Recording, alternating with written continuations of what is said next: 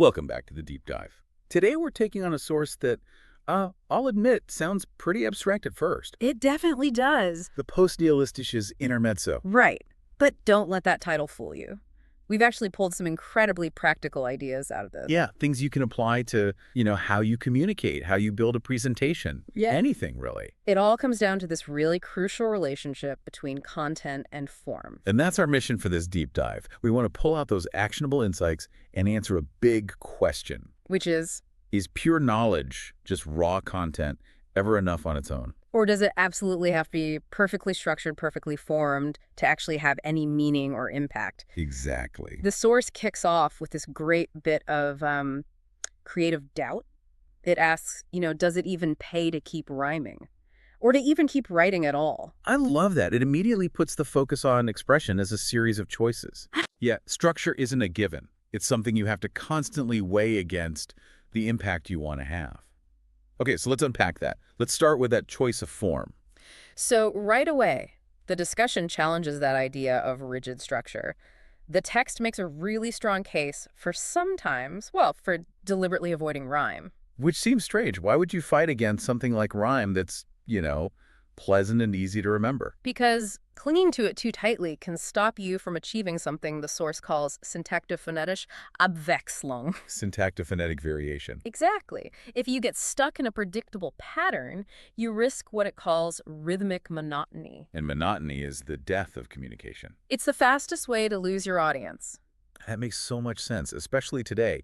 If your weekly report or your memo follows the same rigid template every single time, People just zone out. yeah, their brains just glaze over. You're trying to cram dynamic ideas into this static, predictable box. Right. And the source argues that these moments of non-rhyme or structural surprise, they aren't failures. They're actually permissions. Permissions for what? For schöpferische Freiheiten, creative freedoms, it's like giving the creator a license to mold their ideas into shapes that come from their idiosyncratisches Gedanken. Their own idiosyncratic discretion. Yes, so that the material can, and this is a quote, still sound like something. It gives the content room to breathe. So that freedom, that variation, is essential if you want your ideas to really be heard. And this brings us to a really key concept in the text.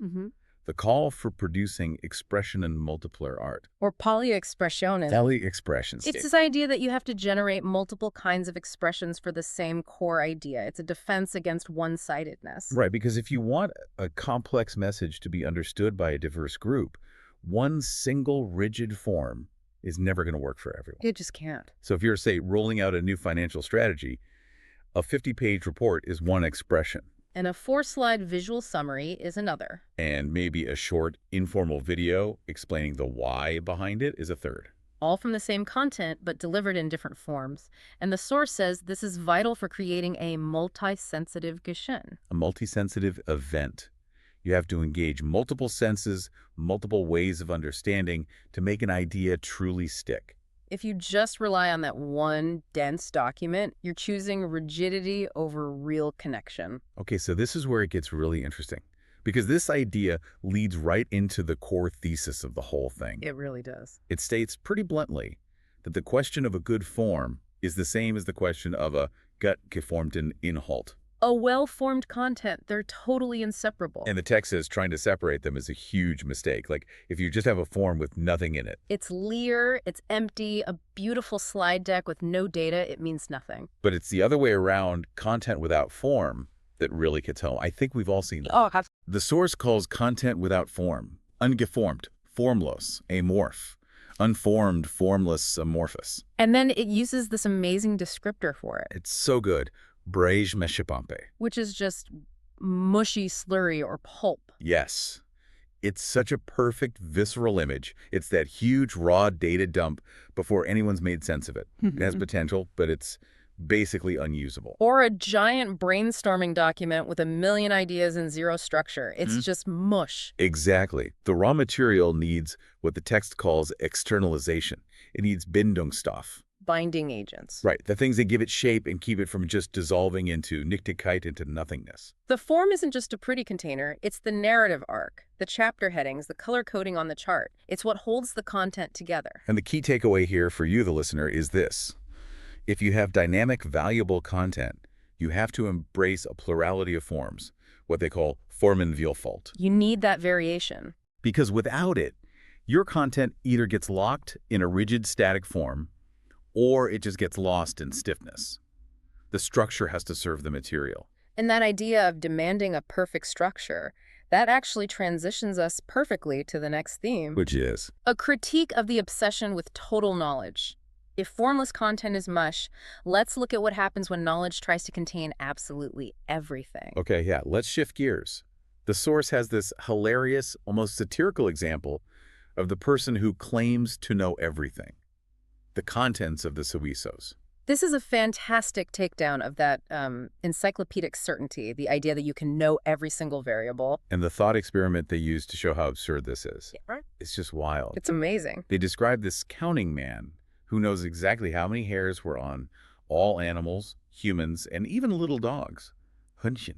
And it's not just on their heads. The text gets so specific. It's on their paws, their backs, their pubic areas. The level of detail is insane. Yeah. But it's the timeline that makes it completely satirical. Oh, the timeline is the best part. He knows this number not just for the last 10 years, but for the last 5,793 Jahren plus 13 Tage and 2 Stunden und 90 Sekunden. It's a monstronomical calculation. It's so precise that it becomes completely meaningless. I have to ask, though, isn't that kind of drive for meticulous detail the foundation of, science and rigor? That's a great question. The text calls this guy an unspastic and an unfunny person.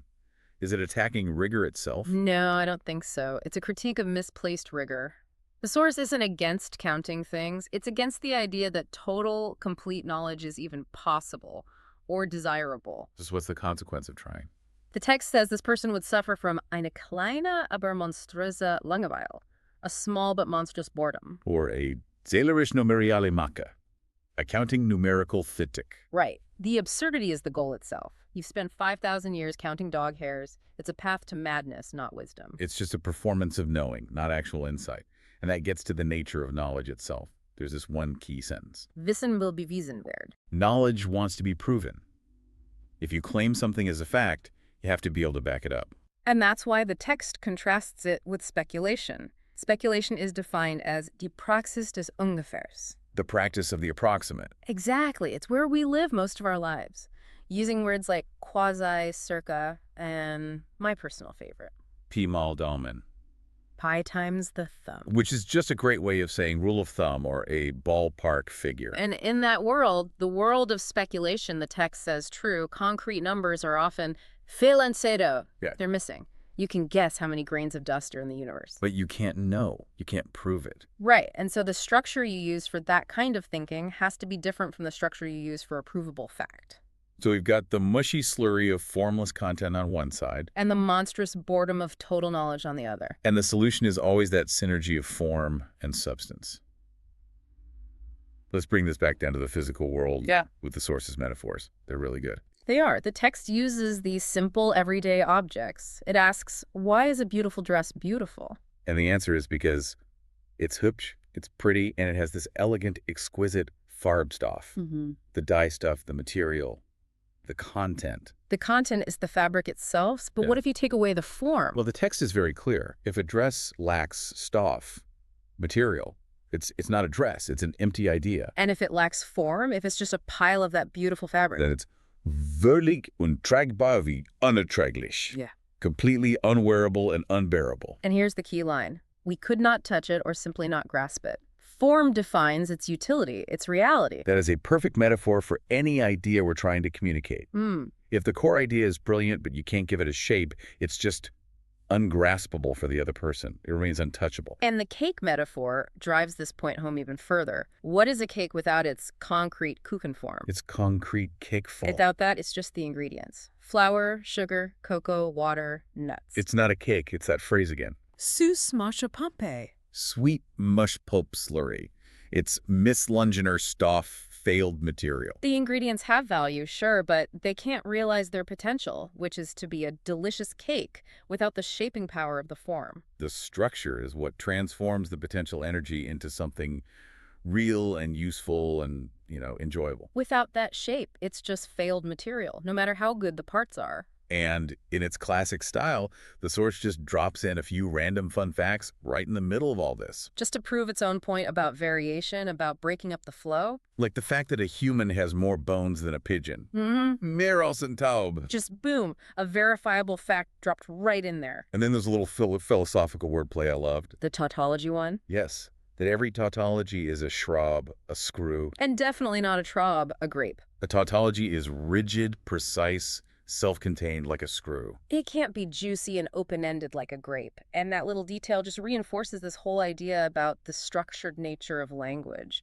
So, if we were to synthesize all of this, The core takeaway seems to be that whether you're writing a sentence, building an argument, or, well, baking a cake, the quality of your material demands a beautiful, variable, and understandable structure. it's the only way to avoid that intellectual mush and actually achieve meaningful expression. The form is not an optional extra. It's the binding agent.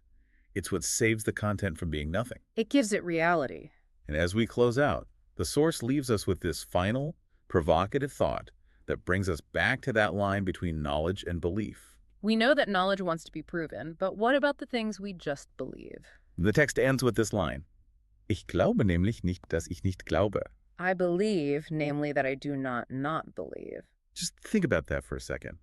In a world where total knowledge is this absurd, boring goal, and speculation is just an approximation, What does it actually mean to hold a belief about your own disbelief? that layered certainty about your own uncertainty, that is something for you to mull over. We've given you the structure, now go and apply the content.